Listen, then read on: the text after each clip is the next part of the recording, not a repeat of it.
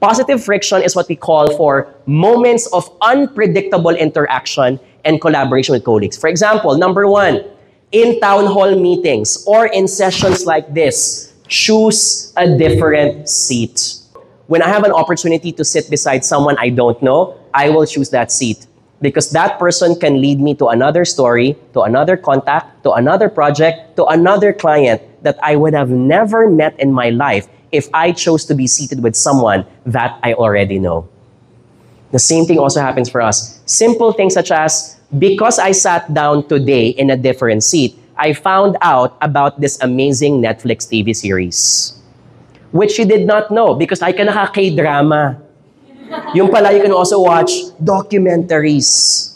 And when you found out about that documentary, it alters your life. It changes your perspective. And now you feel so inspired that you can do better in your life.